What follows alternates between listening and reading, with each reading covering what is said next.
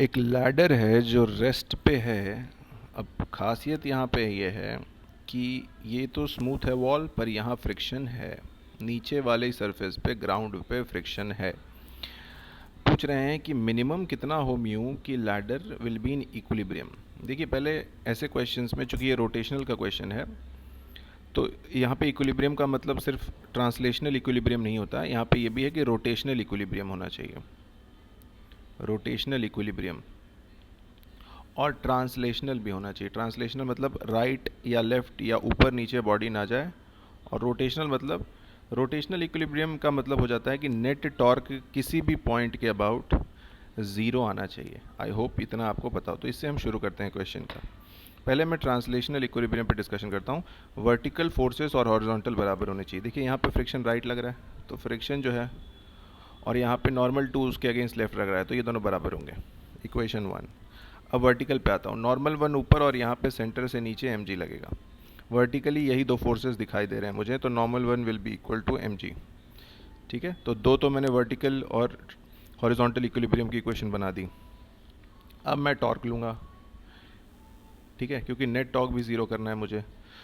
तो मैं एक काम करता हूँ, मैं ले लेता हूँ नेट टॉर्क अबाउट ए।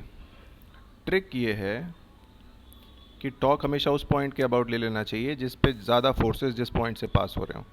इसमें हमारा फ़ायदा होता है, कम कैलकुलेशंस करनी पड़ती है। वैसे तो आप किसी भी पॉइंट के अबाउट टॉर्क ले सकते हैं, पर देखिए यहाँ से दो फोर्सेस पास हो रहे हैं, N1 भी और FR भी। तो मैं इसी के अबाउट अगर टॉर्क लूँगा तो कौन कौन बच गया? एक तो ये देखो mg जा रहा है यहाँ से सीधा, तो ये जो डॉटेड लाइन की हॉरिजॉन्टल दूरी है ये होगी mg के टाइम्स, वो जो डॉटेड लाइन नीचे बनाया है मैंने, वो L/2 cos थीटा होगी, क्योंकि ये देखो ये L/2 है, तो उसका ये कंपोनेंट ये वाला L/2 cos थीटा होगा।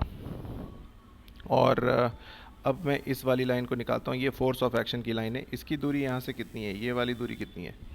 तो अगर ये टोटल L है तो वो L साइन थीटा होगा, यानी मैं कह सकता हूँ कि N2 L साइन थीटा।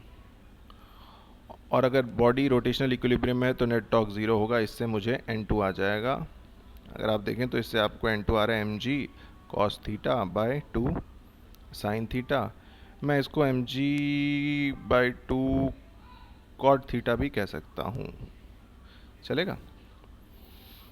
अब हमें ध्यान देना है एक और बात पे, कि वहाँ पे फ्रिक्शन को अगर देखें उस पॉइंट पे, तो वहाँ पे फ्रिक्शन जो होगा वो तो म्यू इंटू वहाँ पे लग रहे नॉर्मल वन के बराबर भी होगा।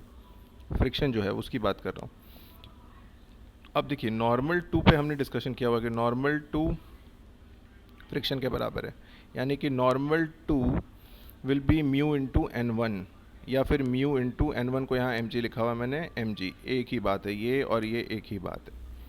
तो अगर नॉर्मल टू इसके बराबर है तो नॉर्मल टू एक यहाँ निकाल रखा है मैंने और एक यहाँ निकाल रखा है, दोनों को इक्वेट कर देते हैं। तो इसका मतलब mg cot theta by 2 will also be equal to mu mg। mg से mg कट गए, और जो मुझे आ रहा है म्यू की वैल्यू वो ग्रेटर देन और इक्वल टू बोल सकता हूँ। वैसे सीधी सीधी मिनिमम है तो ग्रेटर देन इक्वल टू बोल सकता हूँ, और अगर इक्वल टू लिखना चाहें तो आप इक्वल टू सिर्फ लिख के छोड़ दीजिए। Mu will be greater than और equal to cot theta by 2, यानी कि म्यू मिनिमम की अगर मैं बात करूं तो फिर वो ग्रेटर देन साइन हटा दीजिए, सिर्फ आएगा कॉट थीटा बाई 2, और यही आंसर होगा इसका। देखते हैं ऑप्शंस में कौन सा करेक्ट है। Option number B here is cot theta by 2 which is the correct option. Thank you.